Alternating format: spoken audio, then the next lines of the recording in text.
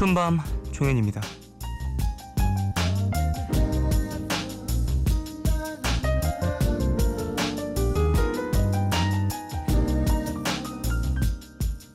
우리 고유의 민속놀이 중에 외줄타기라는 게 있죠. 서양의 서커스에도 줄타기라는 게 있고요. 방식은 약간 다르지만 둘 다 손에 무언가를 들고 있어야 한다는 건 같은데요. 외줄타기 같은 경우엔 부채를 많이 들고, 서양의 줄타기는 긴 막대기를 들죠. 보기엔 좀 거추장스럽지만 그래도 그것들이 균형 잡는데 중심이 돼주는 거겠죠.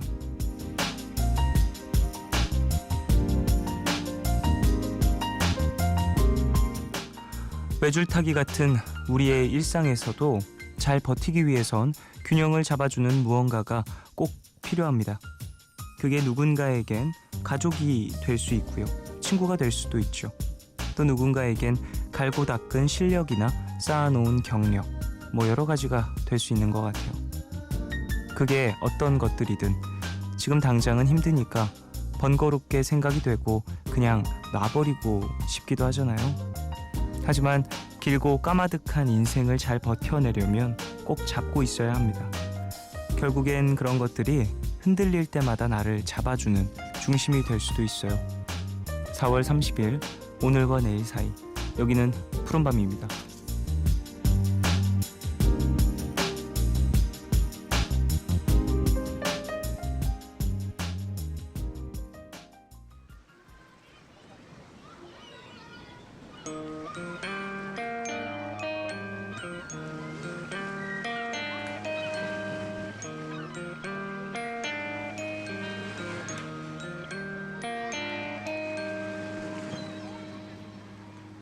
When you wake up, cobwebs on your eyelids, stuck in rigor mortis.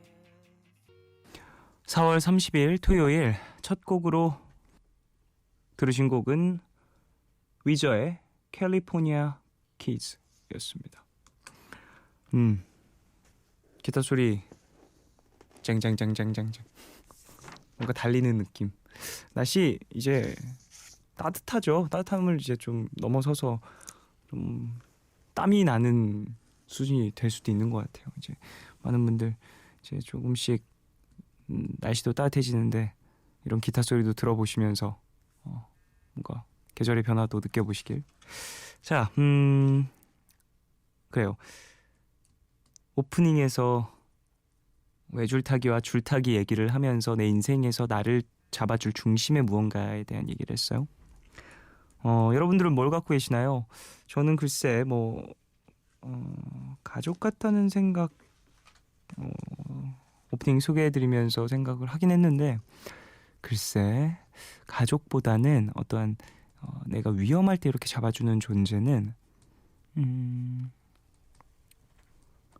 뭔가 무형의 나에 대한 믿음, 혹은 내가 지금까지 해왔던 어떠한 그런 경력 혹은 일들, 그런 부분이 아닐까라는 생각도 해봐요. 물론 어느 일로 내가 흔들리냐에 따라서 또 나를 잡아주는 존재들이 조금씩 다르긴 하겠지만, 그리고 나를 잡아주는 존재라는 게 항상 또 바뀔 수도 있는 것이고 하나만 있는 것도 아니다 보니까 여러 가지 생각이 들긴 하는데, 일과 가족 혹은 내가 지금 빠져서 열심히 파보고 있는 어떠한 공부거리들, 이런 게 될 수도 있는 것 같아요.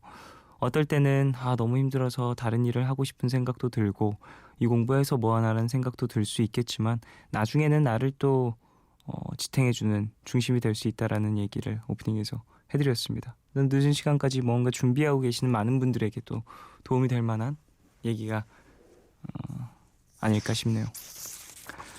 자, 토요일이에요. 미드나잇 스포일러와 함께하고요. 영화 전문 기자 신기주 기자님 오세요. 3부에는 너의 얘기, 그리고 푸른밤 준비되어 있습니다. 방송 중에 참여 원하시는 분들은요, 짧은 건 50원, 긴 문자와 사진 첨부 문자 100원이 추가되는 샵 8000번으로 사연 보내주시고요. 무료인 미니 어플 카카오톡 메신저로도 참여 가능합니다. 문화 선물 소개해드리겠습니다. 7월 22일, 23일에 공연되는 2016 사운드베리 페스타에 초대합니다. 실내형 뮤직 페스티벌로 코엑스 그랜드 볼룸 및 오디토리움 일대에서 공연이 되고요. 제이레빗, 제튼, 루시아, 스탠딩 에그, 어쿠스틱 콜라보 등 17개 팀이 출연을 한다고 합니다. 저희는 7월 22일 금요일 티켓 준비했습니다. 티켓 원하시는 분들은 이름 꼭 적어서 문자로 신청해 주세요. 푸른밤은 마운티아, 다우닝 산업, 롯데관광개발, 기초영어 해커스톡, 유록스, 라온건설 주식회사, 부영주택, 한국닛산, 고려은단, 미건의료기, 경동나비엔과 함께합니다.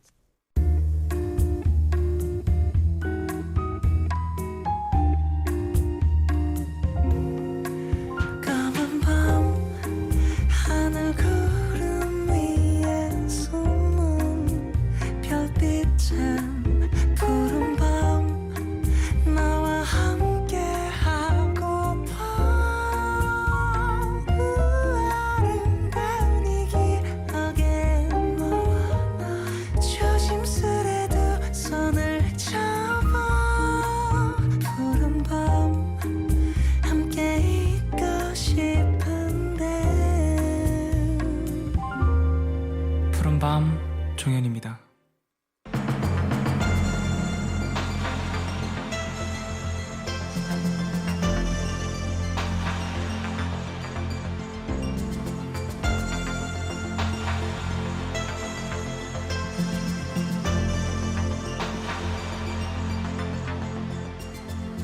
로맨스 영화들을 보면 현실에선 있을 수 없는 판타지적 요소들이 많이 담겨 있는데요.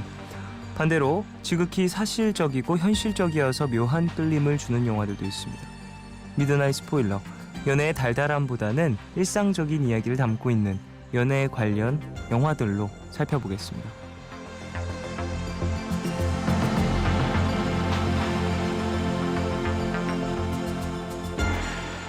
영화, 경영, 경제, 건축, 인터뷰 전문 기자 신기주 기자님 어서 오십시오. 네, 안녕하십니까? 안녕하십니까? 네, 로맨스 영화. 이거 제 전공 분야가 아닌데. 네. 로맨스 판타지 영화. 오늘 판타지 아닌가요? 판타지가 아니에요. 그래서 이 영화를 소개해 보려고 했는데요. 네. 그러니까 로맨스라고 하는 것이 우리한테 사랑에 대한 꿈과 희망을 주지만 그게 사실 헛되이고 헛되잖아요. 그런 사랑은 대부분 없죠. 네네. 물론 그런 걸 꿈꾸기 때문에 또 사랑에 대한 기대가 있긴 하지만 또 거꾸로 이렇게 만들 수도 있어요. 사랑에 대해서 너무나 적나라하게 드러내는 거죠. 우리가 갖고 있는 가식, 위선, 뭐 네. 쉽게 얘기하면 이런 거예요. 여자들은 남자들 앞에서 예뻐 보이고 싶어 하죠. 그렇죠. 그래서 여자들끼리 있을 때만 해도 막 뭐 할 말 못하면 하면서 막 그러다가 남자 앞에만 딱 서면 예쁜 척. 남자도 마찬가지죠. 여자 그쵸. 앞에 서면 멋있는 척. 네. 척이라고 하는 게 연애의 본질일 수도 있잖아요. 근데 그 척을 극단적으로 과장하면 그게 이 로맨스 드라마가 되는 거고 네. 그 척을 리얼리즘으로 바꾸면 그러면 이제 그래요. 홍상수 영화가 되는 거죠. 자, 오늘은 그래서 이제 리얼한 영화로 이제 첫 번째 시작을 함께 해볼 텐데. 맞아요. 네. 영화 제목이 두 개의 연애입니다. 두 개의 연애. 참, 이 영화는 2015년도에 이제 만들어졌고요. 네. 최근에 개봉을 했는데 네. 사실은 이 영화를 우연히 저도 보게 됐어요. 네.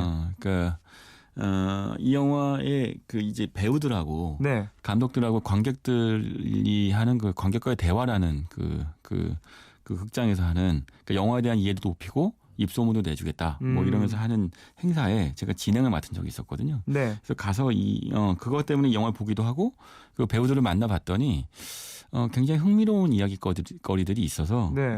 푸른밤 가족들하고도 공유도 하고 싶어서 갖고 나왔어요. 음. 그러니까 두 개의 연애 그냥 그 간단하게 이 이야기를 설명을 하면 영화 감독이 있습니다. 네. 이 영화 감독은 무슨 영화 만들긴 해요. 무슨 영화 만드는지 모르겠는데 직업이 영화 감독입니다. 근데 이 사람은 그 시나리오나 영화보다 사실은 여자를 더 좋아하는 것 같아요. 연애를 더 좋아합니다. 네네. 지금 현재 시나리오 작가인 여자친구가 있어요. 네. 그게 윤주라는 인물인데 그 영화 안에서는 영화 감독은 김재욱 씨가 연기를 했고 네. 그 윤주라는 그 시나리오 작가 여자친구는 최정아 씨가 연기를 했는데 두 배우가 예전에 뭐 커피 프린스 1호점이라는 드라마에서 나온 적이 있었죠. 네. 그리고 나서 그러니까 둘의 어떤 그 로맨스로는 두 번째인 것인데 그리고 또 하나가 이 감독이 그러니까 인성이라는 감독이 네. 일본에 있을 때 사귄 적이 있었던 그러니까 일본 그 제일 교포인 그 기자가 있어요. 잡지사 기자. 이 미나라는 인물인데 이 인물은 그 박규리 씨가 연기를 했습니다.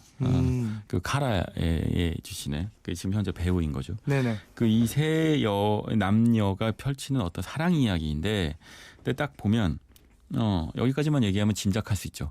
그러니까 옛날 여자친구가 찾아왔어. 네네. 현재 여자친구는 지금 있어. 아이고. 근데 사실 옛날 여자친구도 괜찮아. 그리고 저 지금 사귀고 있는 여자친구는 비밀 연애야. 맞아요. 심지어는 맞아요. 이 시나리오 작가하고 감독 사이니까 네. 그 영화 업계 안에서 좀 내놓긴 그러니 비밀리에 만나요. 그러니 자 제목이 있죠. 두 개의 연애. 벌써 제목부터 바람 피는 얘기야. 네, 제목부터 맞습니다. 네. 건전치 못하네요. 이름이 두 개의 연애라니요. 두 개의 연애를 따로따로 하면 괜찮은데 동시에 하면 안 돼. 이런 영화 맞습니다. 정말 네. 좋아하는데요. 그래서 어떻게 되나요? 궁금해. 미나가 나타났나요? 그렇죠. 근데 심지어는 좋아요. 너무 좋아하신다. 네. 그러니까 시나리오 작가인 윤주와 이제 그 영화 감독인 인성이 네. 둘이 같이 작업을 하다가 이제 윤주한테 너는 먼저 서울에 올라가라. 나는 강릉에 내려가서 강릉에서 힐링도 하고. 좀 영적 충전을 받겠다. 충전을 받기는 하는데 영적인 충전이 아닌 거죠. 연애의 충전을 받기 위해서. 사실은 거기에서 이제 여자친구인 미나, 옛 여자친구인 미나를 만나기로 했던 거죠. 거기에서 만나서 이제 강릉 이곳저곳을 오고 갑니다. 강릉은 커피가 유명하잖아요.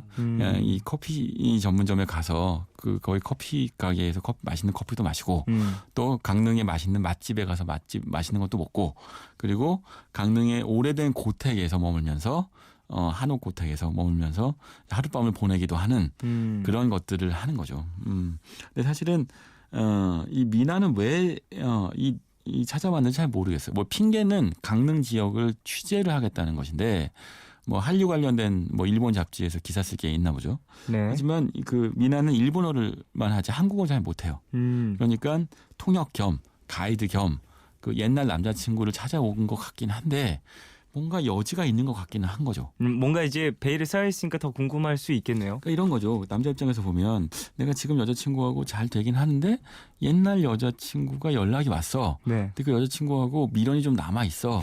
그럴 경우에 어찌 하겠어요. 저 같으면 단칼에 자르겠.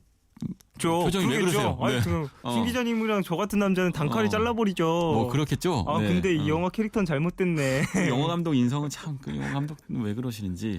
문제는 그 미련을 갖고 네. 하룻밤을 근데 순수한 의도겠죠. 말하자면 그냥 가이드만 해준다. 하룻밤을 같이 각각 다른 방에서 보냅니다. 네네네. 그런데 이제 여기서 인성이라는 인물이 실수를 하죠. 어떤 거냐. 하루 종일 같이 다니다 보니 뭔가 옛 생각이 나나요? 옛 생각이 난 거죠. 그래서 밤에 이제 그 미나의 방에 뛰어들어서 일단 들어간 다음에 괜히 바닥에 누워서 안 나가겠다고 버티는 거죠. 내 방에 보일러가 고장났다며. 참 그 레파토리가 참 진부해요. 그렇죠? 내 방에 보일러가 고장났다. 그러면 정말로 고장난 거 아니에요, 근데 영화 내에서? 보일러가 아니고 온돌방이었는데. 저런. 네. 나무 장작 떼는 방이었던 것 같은데. 근데 어쨌든 그렇게 핑계를 대면서 이 방에 뛰어들어서 시쳇말로 뭉개는 거죠. 거기에 누워서 이제 바닥에 누웠으니 어떻게 합니까? 그러니까 남자라고 하는 존재가 이렇게 바닥을 드러내는 순간들이 있어요. 그러니까 이런 거죠.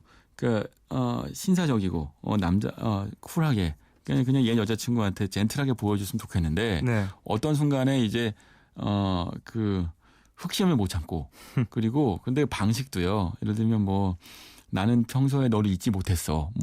이런 수준도 아니고 그냥 보일러 핑계를 대면서 방바닥에 뛰어들어서 나 몸이 어딘가 이상한 것 같아 라고 이야기를 하는 거예요. 아이고. 근데 그게 그래요. 로맨스 드라마에서였다라면 네. 그러면 훨씬 멋있게 표현됐겠죠. 그러면 뭐 남자가 굉장히 정정당당하게 내가 지금 만나는 여자가 있지만 사실은 너한테 미련을 거두기가 어렵다. 그러니까 우리 다시 한번 다시 시작해 볼까? 네. 아니라면 내가 지금 만나는 여자가 있으니까 너하고 강릉에 같이는 못 간다. 라던가. 네네. 그게 어찌 보면 좀 그게 판타지라고요, 이게. 그런 건 그런 존재하지 않지. 정정당당한 판타지를 그건 이제 로맨스 드라마에서 나오는 주인공들이니까 그러니까 생각해 보세요. 관객들이 그 로맨스 드라마에서 네. 주인공들을 열광하는 이유는 내 주변 남자들이 그렇지 않기 때문인 거 아닙니까? 그렇군요. 반면에 이 영화에서는 현실적인 인물이 등장하죠. 그 순간에 강릉에 갈 수밖에 없는 거예요. 그리고 그 순간에 그 하룻밤만 넘기면 되는데 그 순간에 보일러 고장이 났다고 믿는 거죠. 이거 내가 보면 그냥 확신범인 것 같아.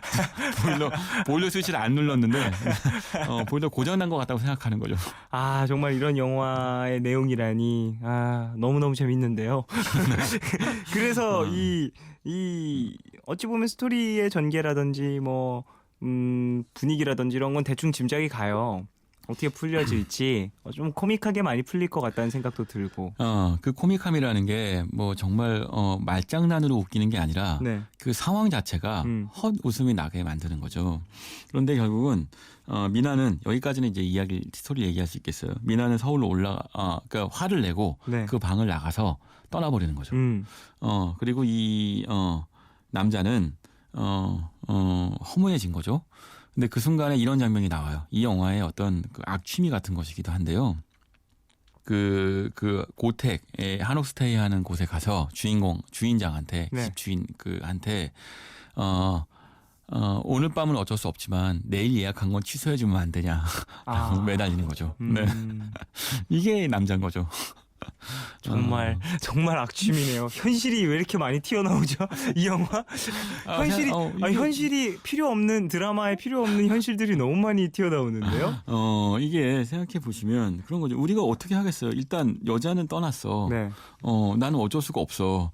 그러면 뭐 하룻밤 객실료라도 아끼는 게 내가 얻을 수 있는 최선 아니겠어요? 그렇죠. 그게 현실이죠. 하지만 대부분의 영화에선 그런 현실은 보여주진 않잖아요. 맞아요. 근데 이 로맨스 영화에서는 나옵니다. 그것도 적나라하게 나오는데 그리면서 또 나오죠. 어떤 거냐면 시나리오 작가인 여자친구가 하룻밤 만에 시나리오를 끝냈다면서 그 다음날 강릉으로 내려오겠다고 하는 거예요. 저런. 그러면 어떻게 해야 될까요?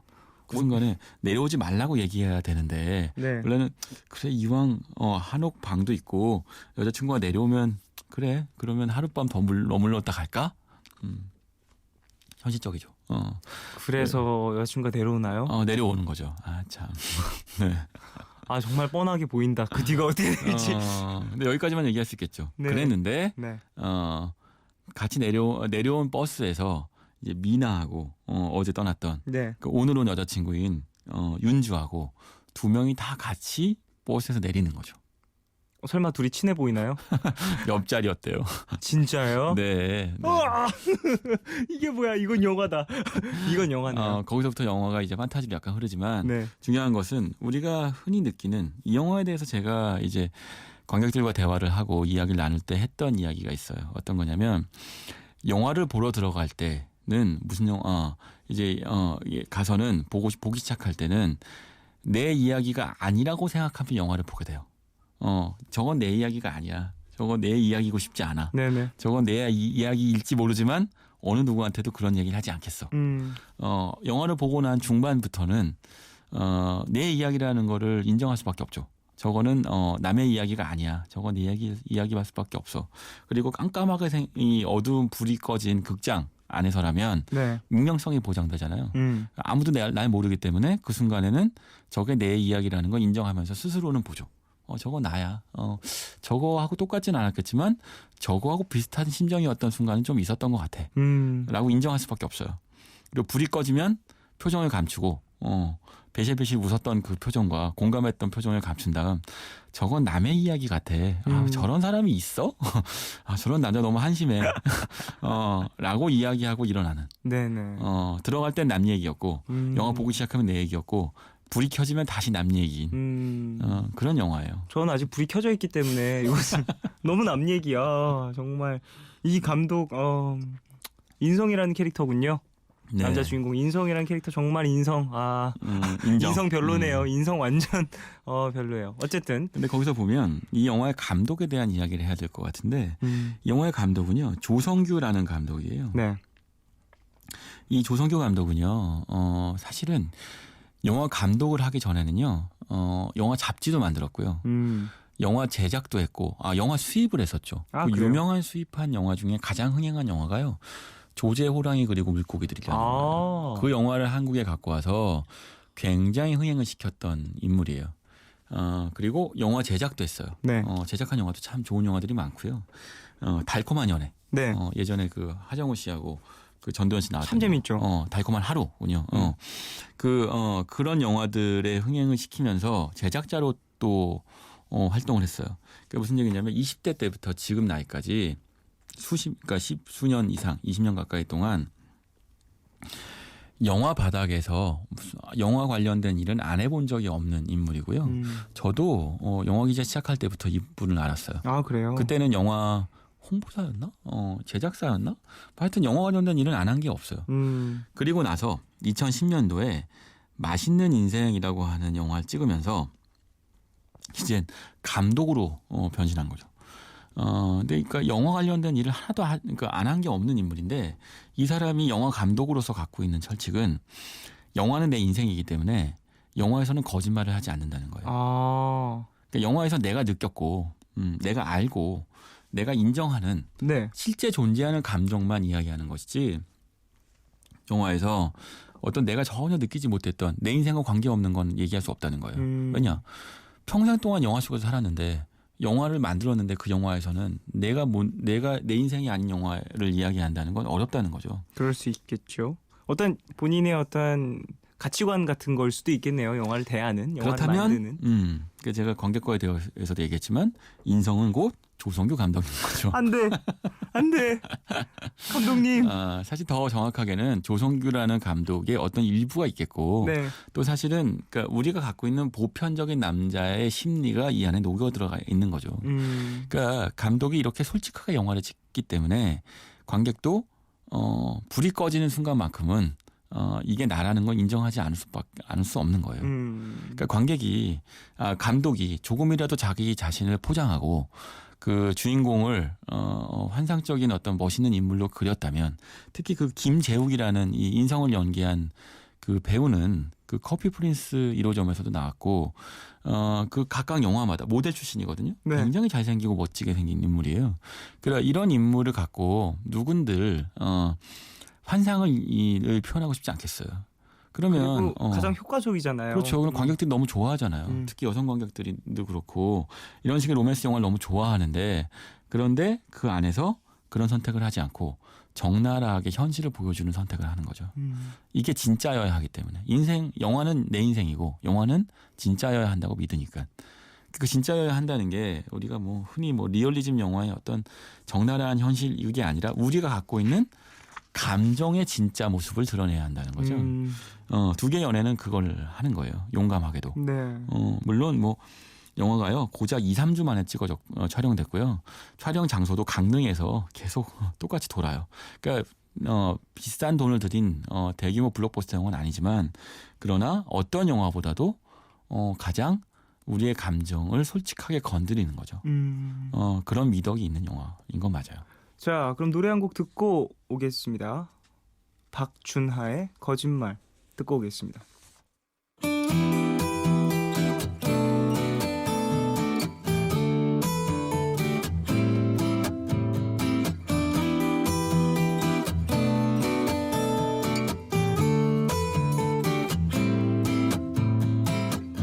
마지막 모습에 표정 없는 나의 얼굴이 MBC FM for you. 박준하의 거짓말 듣고 광고까지 듣고 왔습니다. 자, 로맨스 영화에 대해서 얘기하고 있어요. 두 개의 연애에 대해서 얘기를 했는데요. 참 광고 나오면서 살짝 얘기를 했지만 우리나라의 로맨스 영화 뭐 혹은 로맨스 코미디, 로코. 이건 참 영화도 많고 드라마도 많고 여러 가지 이제 매체가 많이 있는 것 같아요. 네. 굉장히 중요한 지적을 해주셨는데요.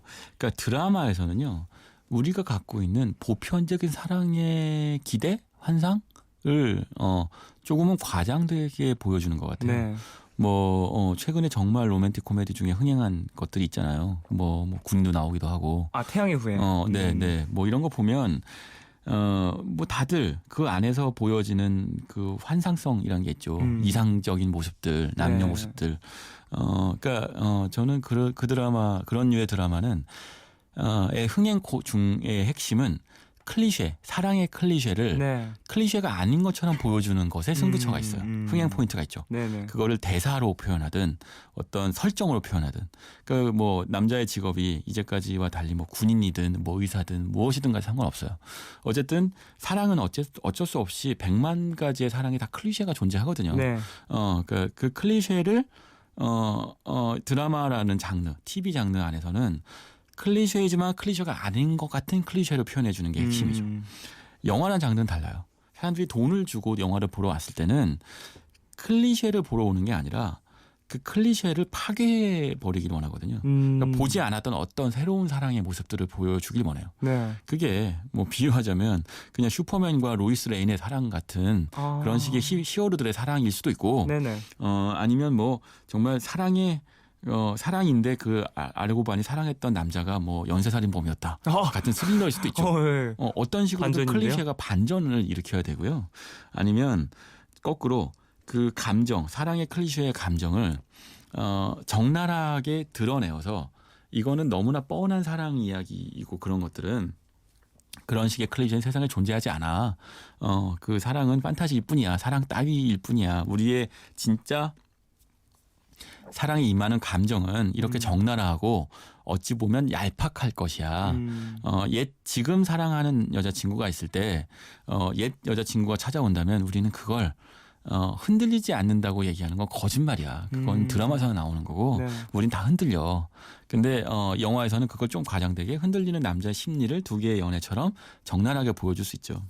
근데 이제 그러니까 그 영화는 그래야 해요. 그래야 흥행할 수 있거든요. 조금이라도. 네. 그런데 그러니까 두 개의 연애는 그 목적을 달성한 걸로 보여져요.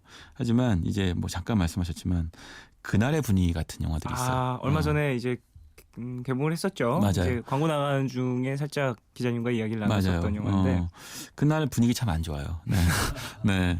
저는 그 영화가 저도 이제 친구의 아는 동생이 추천을 받았어요. 나이가 좀 어린 여자인 친구였는데 그 친구가 추천을 하면서 정말 이렇게 운명적인 만남을 전 기다려요 라면서 추천을 해줬는데 분위기 안 좋아지네. 치워라. 네. 치워라. 그런 거 보고서 처음에는 추천을 받았을 때 좀 그런 되게 영화인가 보다라고 쭉 봤는데 물론 누군가에겐 그게 운명으로 느껴질 수도 있지만 글쎄 저에게는 운명이라기보다는 그냥 뭐랄까 어떠한 대사 하나를 물고 처음부터 끝까지 늘어지는 듯한 느낌? 맞아요. 나 오늘 웬만하면 그쪽이랑 이 대사를 계속 물고 늘어지는 듯한 너무 전 개인적으로는 별로였어요. 예. 그게요. 그러니까 그날의 분위기 같은 영화들은 90년대에 한 차례 영화계에서 유행을 했었어요. 그러니까 그 사랑의 클리셰를 클리셰로 보여주는.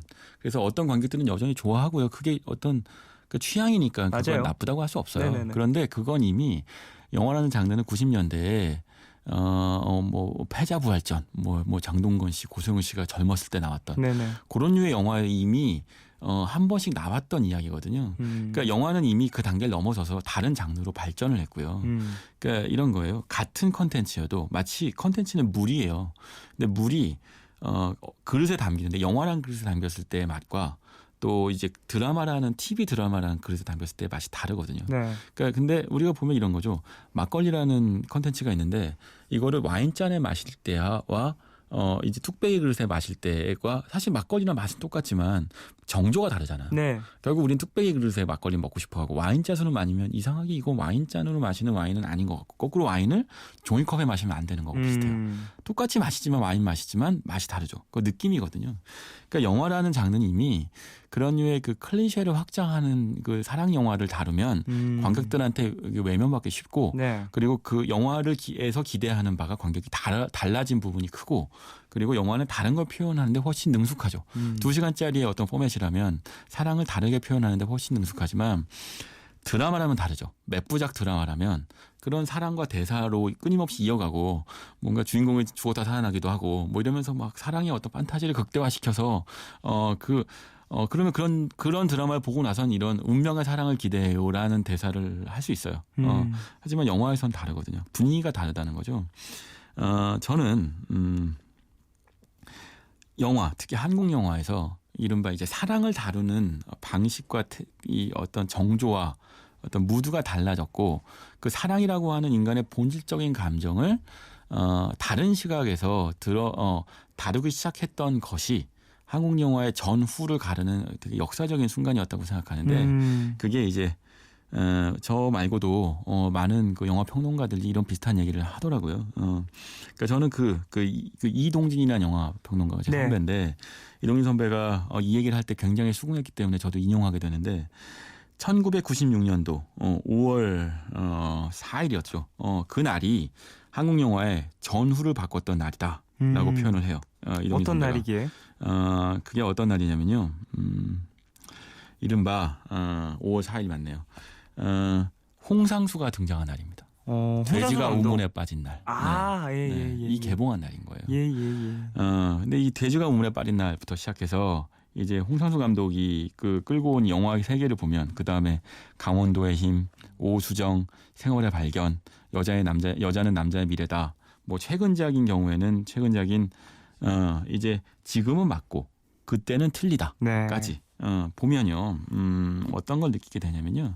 그러니까 이게 다 사랑 이야기예요. 물론 사랑을 하는 그러니까 두 개의 연애하고 흡사한 어떤 사랑의 적나라한 감정을 보여주죠.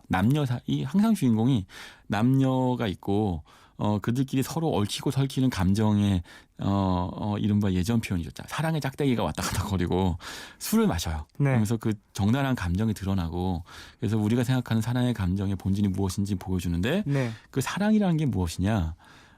홍상수 감독이 뭐 사랑을 좋아하고 로맨스 영화를 좋아하는 뭐 로코 마니아가 아니라 사랑이라는 감정, 누가 누굴 좋아하고 누가 누굴 미워하고 싫어하는 감정이 인간이 갖고 있는 가장 원초적인 감정의 원형인 거죠. 그러니까 우리 이런 거 있잖아요. 유치원 때부터 이미 유치원 어린애 남녀 애들이 너 나 좋아해? 너 나 싫어해? 뭐 이러면 서로 서로 네가 나 싫어하면 삐지고 미워하고 이래요. 인간이 갖고 있는 본질이라는 거죠. 그 감정이. 네. 그거를 포장하지 않고 적나라하게 드러내는 영화적인 어떤 접근법. 이게 진정한 리얼리즘인 거죠. 어찌 보면 우리가 드라마 혹은 영화에서 바라는 그런 아름답고 판타지로 가득 차 있는 그런 영화들 뭐 그것들만을 바랄 수도 있겠지만 가끔은 정말로 내가 생각하지 못한 표현들로 진짜 현실을 자각시켜 줄 수도 있다라는 그렇죠. 거겠네요. 카메라가 뭐 요즘 뭐 인터스텔라처럼 네. 웜홀을 보여줄 수도 있어요. 근데 거기 보면 웜홀을 보여주면서 나오는 인간의 감정은 아빠가 딸을 사랑하고 딸한테 돌아가고 싶어서 정말 우주의 수십만 광년을 돌파해야 되잖아요. 그 사실 어찌 보면 우리가 갖고 있는 그 부녀지간의 그 정에 대한 판타지 같은 거예요. 네. 그건 원형이 있지만 그거를 이럴 수 있죠. 사실 우리가 갖고 있는 감정이라는 건 딸도 아빠가 죽었다고 생각하고 포기할 수도 있는 거고 네. 아버지 역시 돌아갈 수 없다고 생각하고 딸을 저버릴 수 있는 거예요. 그게 인간의 감정의 바닥이지만 그 인터스텔라에서 보면 그 감정을 굉장히 포장해서 영화적으로 어떤 환상적인 어떤 감정에 우리가 믿고 싶어하는 감정으로 보여주죠. 그런데 우리가 느끼는 감정은 전혀 다르거든요. 근데 거꾸로 카메라가 웜홀까지 가서 보여주는 건 네. 믿고 싶어하는 어떤 그 감정이라면 그 홍상수 감독의 카메라는 우리의 심장 마음속 안쪽으로 파고들죠. 눈 안으로 들어와서 우리의 폐부를 찔러요. 네. 그래서 우리가 갖고 있는 감정의 진짜 모습은 이런 거다라는 걸 끄집어내죠. 그러니까 현미경처럼 네.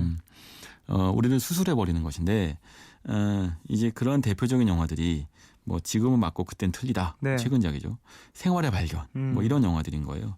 지금은 맞고 그때는 틀리다에서도 역시 여기서도 역시 영화 감독이 등장하고 영화 감독이 이런저런 여자들 사이를 오가면서 사실 정확하게 두 여자를 오가죠. 그러니까 한 여자를 왔다 갔다 하죠. 말하자면 이 영화 감독 지금은 맞고 그때는 틀리다에서 보면 영화 감독은 함춘수란 감독인데 사실은 아이도 있고 가정도 있는 유부남이에요. 네. 하지만 이제 김민희 씨가 연기한 윤희정이라는 인물한테 감정을 느끼고 근데 두 가지 다 서로 다른 선택을 하죠. 한 번은 솔직하게 이야기하고 한 번은 자신이 유부남이라는 걸 숨기죠.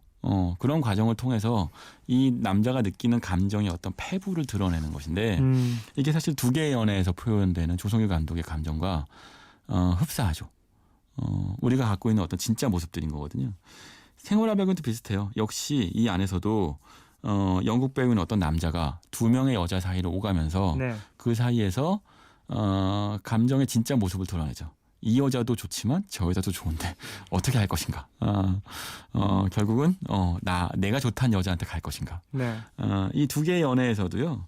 그 영화 감독인 인성이 방 두 개를 놓고 고민하는 장면이 나와요. 두 개, 그러니까 이 대사가 있는데 사람한테는 수없이 많은 방이 있고 마음속에 그 방마다 다 다른 남자들이 존재해. 그리고 자기를 합리화하면서 두 개의 방 안에 있는 여자들 사이에서 고민을 하게 되는 거죠. 근데 그게 영화적으로 굉장히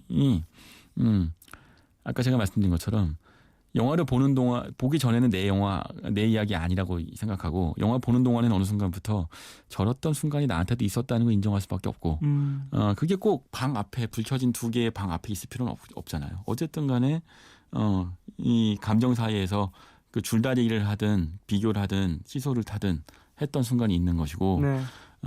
그리고 영화 불이 켜지고 나면 에휴 저건 내 얘기가 아니야라며 옆자리에 있는 여자친구의 손을 잡고 나오는 거죠. 사실 우리가 극장에 가서 보고 싶어하는 건 그 무대에서 나의 멋진 모습일 거 아니에요. 뭐 그쵸, 이제 그쵸. 그 무대에 서시지만 종현 씨는 근데 사실은 무대에 있는 모습 내 모습이지만 그렇지 않은 모습 내 모습이라는 걸 알잖아요. 네. 그런데 이제 팬들은 종현 씨는 화장실도 안 갈 거라고 믿는 사람도 있을라나? 그 정도는 아니어도 어쨌거나 뭐 어떤 판타지가 있겠죠. 뭔가 어떤 있겠죠. 식으로든. 근데 본인 자신이 무대에 선 모습이 진짜 내 모습이라고 착각하는 순간 큰일 나는 거 아니에요. 맞아요. 근데 그건 인간도 마찬가지예요. 평범한 사람들도 진짜 내 모습을 알아야 하는데 사실은 그걸 가르쳐주는 영화나 사람은 주변에 별로 없어요. 그냥 내가 굉장히 대단하고 용감한 사람일 거라고 생각하고 살지만 막상 내 용기는 여자친구하고 술 먹고 밤거리를 걷다가 건달들을 마주쳤을 때 드러나는 거 아니에요.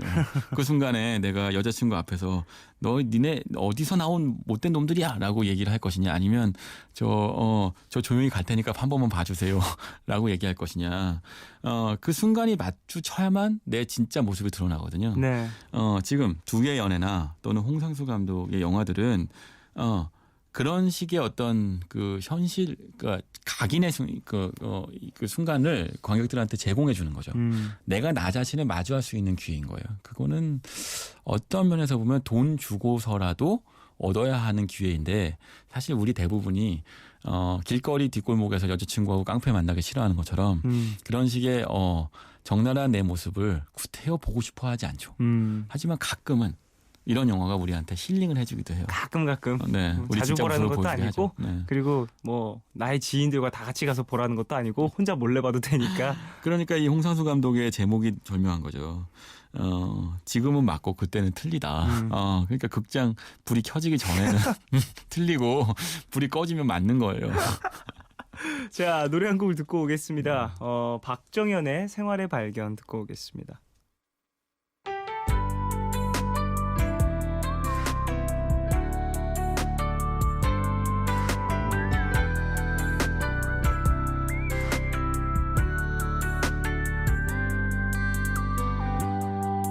혼자서 감당하긴 힘든 일이 생길 때 네가 옆에 없단 박정현의 생활의 발견 듣고 오셨습니다. 네, 오늘 또 로맨스 영화에 대해서 얘기를 좀 해봤는데요. 얘기했던 영화들의 공통점, 어떤 현실성을 좀 많이 담고 있다라는 것 같아요. 그냥 우리 자신을 보여주죠. 우리 자신을 보여주는 영화들. 가끔 저는 홍상수 감독이 데뷔했을 때부터 영화를 좋아해서 봤었고, 그러니까 이 감독이 얼마나 많은 영화를 찍어왔고, 사실 아주 흡사하고 유사한 영화들을 찍잖아요. 근데 이 홍상수 감독이 했던, 저는 인터뷰할 때 예전에 했던 아주 이 얘기가 하나 기억이 나는데요. 본인은 둥그런 구가 있고 그 구를 자른 단면이 자신의 영화라는 거죠. 그럼 그 구의 단면을 짧게 자를 것이냐, 한 가운데로 자를 것이냐에 따라서 다르지만 그 구의 단면들을 다 자를 때마다 사람의 구의 모습들이 달라지고 네. 그것들을 끊임없이 모으면 또 다른 형태의 어떤 세상의 모습이 펼쳐지는 거죠. 그 예술가가 해야 될 고민은 새로운 그 동그란 원형 공을 찾아다니는 게 아니라 그 어떻게 하면 특이하게 단면을 자를 것이냐, 어떤 면의 단면을 인생의 우리의 모습의 단면을 보여줄 것이냐 고민하는 거고, 홍상수 감독은 지금까지 지금도 맞고 그때도 맞죠. 계속 잘 하고 있는 거죠. 네. 생활의 발견을 해내고 있는 것이고, 조성규 감독은 어찌 보면 그런 류의 감독들, 그러니까 이 보면 저는 이 영화 보면서 그 배경이 강릉이거든요. 네. 홍상수 감독의 두 번째 영화 제목이 떠올랐어요. 강원도의 힘. 강릉의 힘인 거죠. 강릉에서 일어나는 이야기들인데, 조성윤 감독도 강릉에서를 배경인 영화가 벌써 두 편째예요. 역시 어떤 그 자신이 잘 알고 있는 우리의 모습들을 잘 보여주고 있죠. 자, 오늘도 로맨스에 대한 얘기도 좀 많이 나눠봤고, 어떠한 뭐랄까 현실적인 얘기도 조금 나눠봤습니다. 자, 노래 들으면서 기자님 보내드릴게요. 유희열과 신민아가 함께한 즐거운 나의 하루 들으면서 기자님 보내드리겠습니다. 안녕히 가십시오. 네.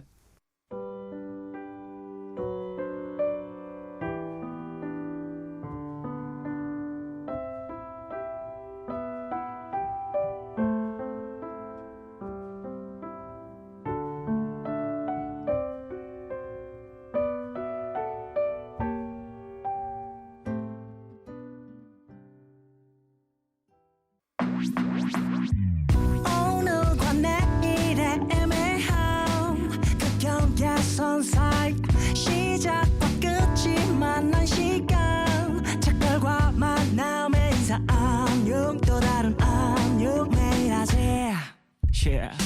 널 보면 난 푸른 밤을 상상하네 널 보면 난 푸른 밤을 상상하고 들어줄래 네 두기에 내가 속삭여줄게 마치 보석을 담은 듯 반짝빛이 나는 푸른 밤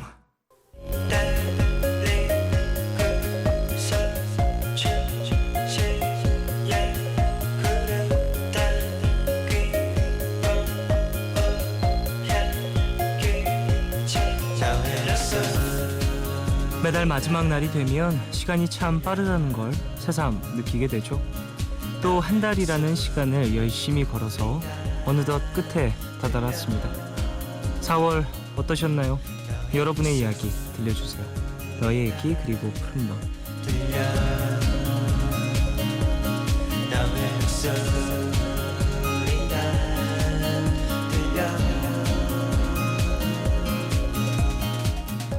이 시간 참여 원하시는 분들은요, 푸른밤 홈페이지 사연과 신청곡 게시판에 글 남겨주십시오. 손편지도 기다리고 있어요. 서울시 마포구 성암로 267 MBC 라디오 푸른밤 종윤입니다. 앞으로 보내주시면 돼요. 그럼 여러분이 보내주신 이야기 만나보겠습니다. 1798님, 버스를 타고 학원 가는 길에 창 밖으로 즐겁게 노는 사람들을 보고 있었더니 울적했어요. 노래로 위로 좀 해주시면 안 될까요? 치즈의 마들렌 러브 신청합니다 라고 보내주셨어요. 나는 공부하러 가는데 좀 이렇게 즐겁게 시간을 보내는 누군가를 보면 괜히 내가 좀 안 돼 보이고 좀 더 가기 싫고 그런 기분이 들 때가 있는 것 같아요. 누군가와 나를 원치 않게 비교하게 되는 순간이 있으니까 말이죠. 그래도 1798님이 또 고생하는 그 시간이 있기 때문에 나중에 지금보다 또 나은 환경에서 무언가를 하실 수 있을 거라고 생각을 하고요. 밖에 있는 사람들도 보이지 않을 때 또 어디선가 고생을 할 수 있으니까요. 그런 것들을 맞아요. 근데 머릿속으로는 알죠. 비교하면 나만 속상하지라는 생각을 하게 되는데 어쩔 수 없이 하게 되는 그런 순간들은 참 씁쓸한 것 같습니다. 어쨌든 힘내시고 그래도 공부라든지 준비하시는 것들 열심히 잘하셔서 좋은 결과 만들어내시길 바라겠습니다. 백인혜님, 쫑디 세 달 만에 온 것 같아요. 여전히 좋네요. 저는 코감기가 심하게 들어서 쿨쩍대면서 아르바이트를 했는데 돌아와서 자야 하는데 이러고만 있어요. 라고 보내주셨습니다.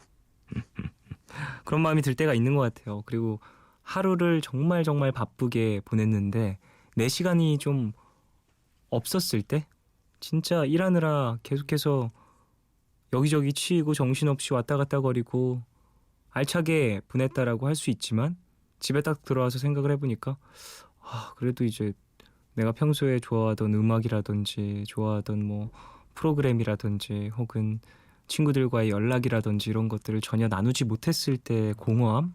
그런 게 좀 있잖아요. 그래서 좀 몸도 안 좋으신데 아르바이트를 좀 늦게까지 하다 보니까 집에 들어와서 괜히 자기 좀 섭섭한 느낌? 아쉬운 느낌? 그런 기분이 드시는 건 아닐까 싶습니다. 그래도 푹 주무시고 또 내일이 있으니까 내일 또 본인의 어떠한 좀 일상 속의 즐거움들 그런 걸 찾아보시길. 3276님, 쫑디 목소리 들으면서 늦은 밤까지 공부하는 학생입니다. 요즘 마음이 너무 복잡해요. 이제 내신이 들어가서 시험을 잘 봐야 한다는 압박감과 여러 가지 일들 때문에 괴롭고 힘드네요. 라고 보내주셨습니다. 참 시험이라는 게 또 큰 부담으로 다가오죠. 저도 학생 때 있었기 때문에 그런 기분을 좀 알고 있는데 참 이게 막 이 압박감이 심해지다 보면 나중에 내가 이거 왜 하고 있는 거야 이런 생각도 들고 괜히 좀 투덜투덜 대면서 삐뚤어지고 싶은 생각도 들고 하는데 그래도 이제 3276님은 푸른밤과 함께 하시면서 공부를 또 열심히 하고 계시니까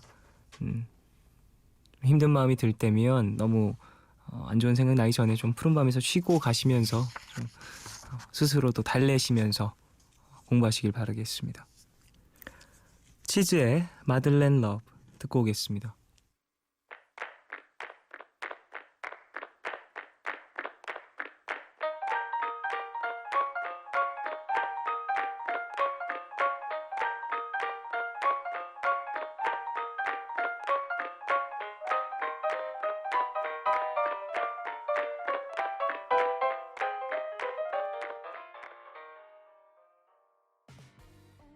치즈의 마들렌 러브 듣고 왔어요. 8235님, 중3인데 아직도 못 자고 숙제를 하고 있어요. 이대로라면 종현이 형이랑 끝까지 갈 것 같아요. 그럼 행운인가요? 신청곡은 페퍼톤스의 행운을 빌어요 듣고 싶어요 라고 보내주셨습니다. 아이고 늦은 시간까지 고생하고 있네요. 중학교 3학년인데도 이제 숙제가 참 많은가 봐요. 이제 새벽 2시 넘어서까지 좀 마무리를 해야 될 것 같다 이런 생각이 들면 그래도 이제 푸른밤 들으시면서 잠 잘 쫓으시면서 스스로도 만족할 수 있는 좀 그런 숙제를 해내시길 바라고 힘내서 푸른밤보다 좀 빨리 끝나시길. 9236님, 여기는 전라북도 군산입니다. 오랜만에 라디오를 듣고 있는데요. 이 노래 신청해도 될까요? 양파의 오늘만 부탁해요 라고 보내주셨습니다. 그래요. 오랜만에 또 듣고 계시는데 그게 또 푸른밤이라니 감사하고요. 나중에도 이제 라디오가 생각날 때 자주 찾아와 주셨으면. 그리고 늦은 시간이면 사실 이제 여러 가지 생각이 많아질 때잖아요. 그런 시간대에 푸른밤이 진짜 좋은 것 같아요. 저는 우리 프로그램의 색깔이 저는 이제 제가 DJ를 하기 전에도 되게 좋아했었거든요. 뭔가 차분한 느낌도 있고 뭐 도란도란 얘기할 수 있는 느낌도 있고 그러면서 이름이 좀 푸른밤이라는 이 어감 때문에 주고 있는 뉘앙스도 크고 그래서 오셔가지고 좀 쉬다 가시고 그러시길 바라겠습니다. 페퍼톤스의 행운을 빌어요 그리고 양파의 오늘만 두 곡 듣겠습니다.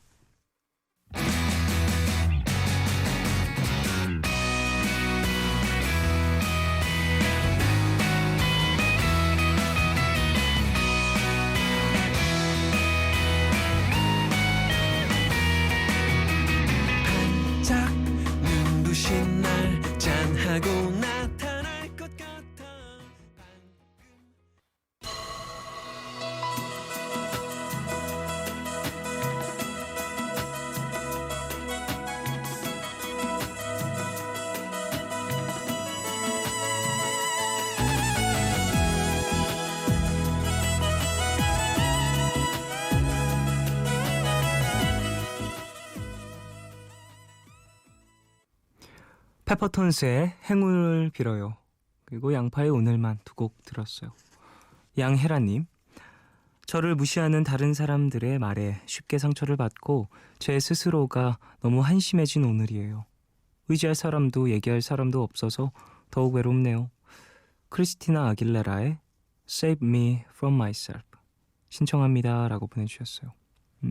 사람들과 많이 만나고 어떤 일들을 진행하다 보면 이런 일도 있는 것 같아요. 힘내시고요. 가끔은 이렇게 날 좀 힘들게 하는 어떤 세상이라든지 이런 것들 때문에 내가 좀 한심해 보일 때가 있지만요. 스스로를 한심해 하기보다는 좀 부족한 부분들을 좀 생각을 하면서 그걸 채워나가면서 이제 뭐랄까 발전하는 날 보면서 좀 기뻐하는 거? 그게 진짜 멋있는 것 같긴 해요. 사실 저도 잘 그런 걸 못해요. 좀 되게 나한테 부족한 걸 보면 되게 와, 난 뭐 왜 이런 것도 못하냐 진짜 바본가 봐 이러면서 그거에 대한 어떤 열등감 이런 걸로 막 움직이긴 하지만 그 열등감이 해소되진 않더라고요 나중 돼서. 근데 되게 멋있는 사람들은 그런 이제 모르면 모를 수도 있는 거고 못하면 못할 수도 있지 노력해서 다시 해내면 되지 이런 마인드를 가진 사람들이 있더라고요. 저는 그게 되게 멋있는 것 같아요. 혜란 씨도 뭐 완벽하게 그런 성향을 만들어내긴 힘들 수도 있겠지만 이런 생각을 조금 갖고 계시면 어느 정도 긍정적인 뭐랄까 영향이 끼치지 않을까 생각을 합니다. 정성우님, 새벽에 무작정 여행을 떠났던 20대 때가 생각이 나서 쉽사리 잠 못 드는 밤입니다. 봄은 다시 돌아왔고 살랑살랑 바람은 그대로인 것 같은데 사람만 변했어요.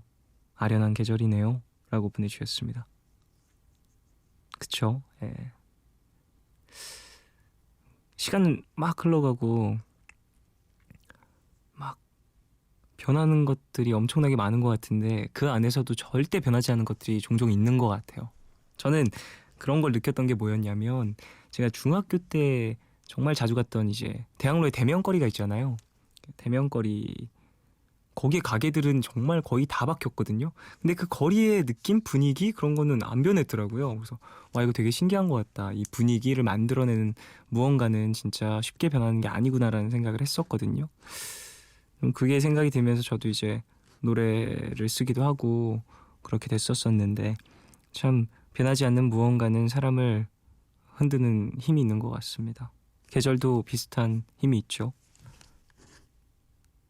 4738님, 쫑디 오늘 생채기와 마주했어요. 작년 이맘때의 일들 괜찮아졌다고 생각을 했는데 의도하지 않은 술 한 잔에 이렇게 쉽게 다시 힘들어지네요. 작년 이맘때 정신없이 들었던 노래를 들으면 주책 없이 눈물이 흐를 것 같지만 신청을 합니다. 권순관의 어두워. 그래요. 어떤 이제 본인의 기억 속에 있는 상처들 그런 것들이 원치 않게 좀 헤집어졌던 그런 날이었던 것 같은데 그래요. 노래 틀어드릴 테니까 그 노래 들으시면서 좀 그 올라오는 감정들을 차분하게 다시 정리를 해보시고 본인의 마음도 한번 다독여 보시길 바라겠습니다.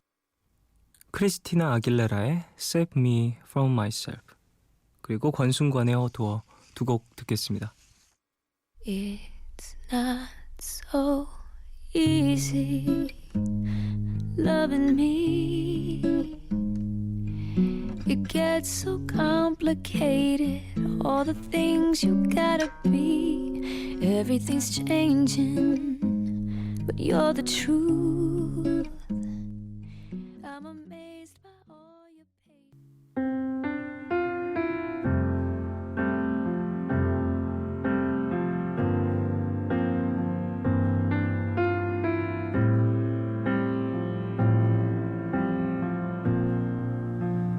아름다운 날들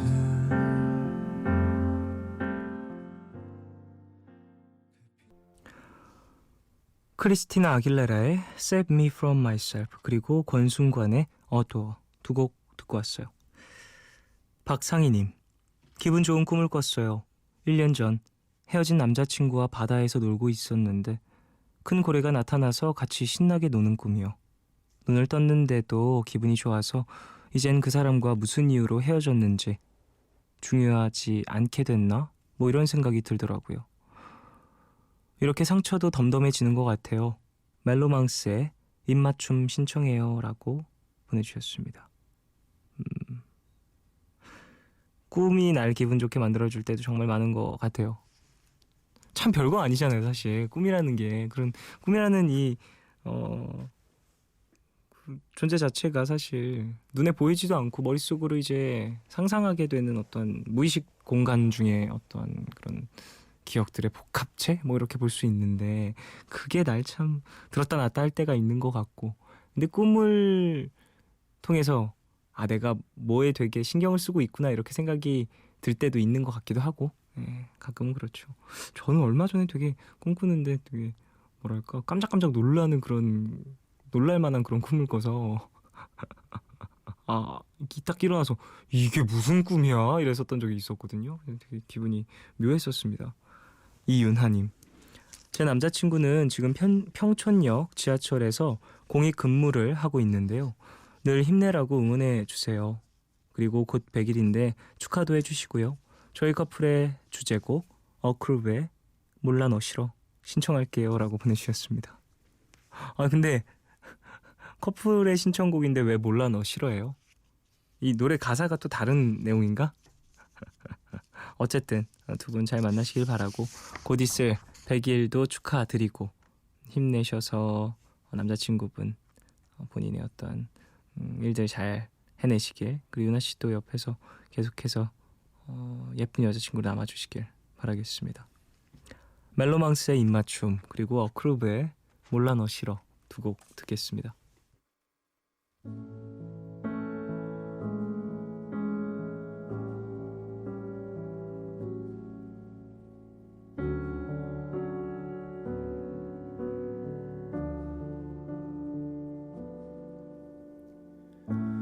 두 눈을 마주보고 수줍게 웃는 그대의 미소를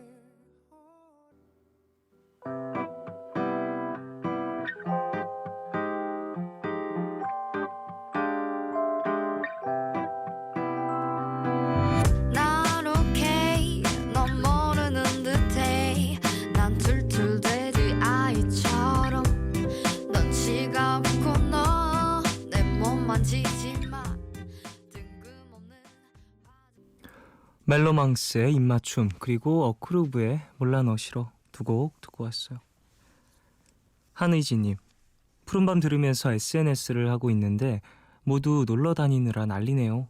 근데 저는 그걸 보면서도 봄이구나 그렇구나 이게 달아서 21살인데 벌써 감성이 다 식어버렸나 하는 생각도 들고 괜시리 우울해졌어요.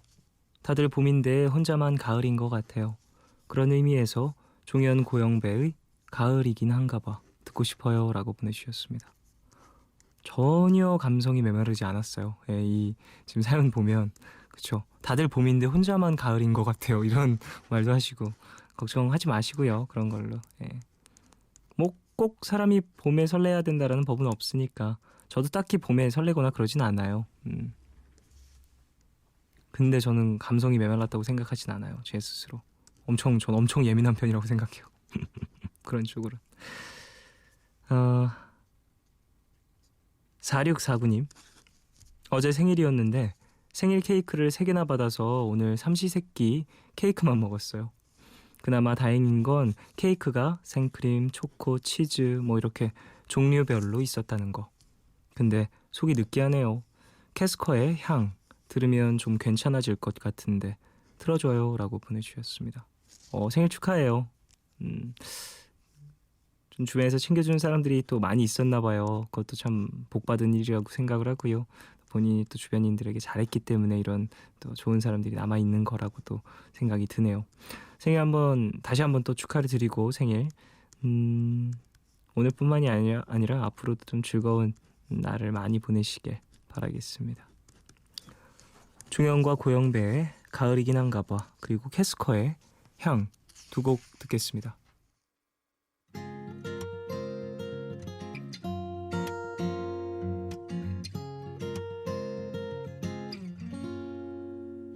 가을이긴 한가 봐. 괜히 설렌 걸 보면 이미 너에겐 별 의미 없는 안부인 살 텐데.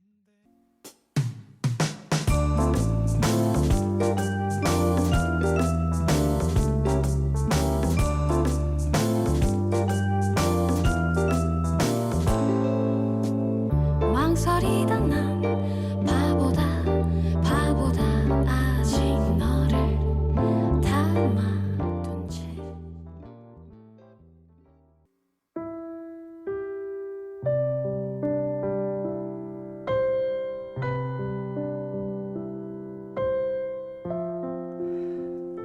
일을 하다가 잘못이 생겨서 책임을 추궁을 당하게 됐어요. 그런데 누가 봐도 제 잘못은 없어서 변명을 하려는데 상사분께서 너의 잘못이 없더라도 결과적으로 일이 잘못되었으니 반성하는 모습을 보이라고 하시네요. 저는 이게 잘 이해가 되질 않아요.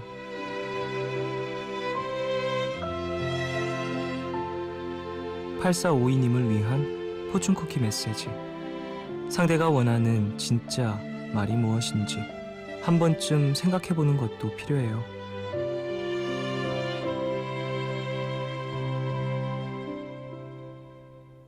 무슨 일이 일어났는데 내 잘못은 없을 때 어떻게 해야 할지 잘 모르겠는 경우가 있죠. 변명을 하자니 책임에서 회피하는 것 같고, 그렇다고 순수히 인정을 하자니 어딘가 찜찜하고요. 상대가 내게 원하는 게 진실인지 아니면 결과적으로 책임감 있는 모습인지를 한번 판단해 보셨으면 합니다. 오늘 끝곡 더 바인스의 홈식 들려드리겠습니다. 지금까지 푸른밤 조연이었습니다. 내일도 쉬러 와요.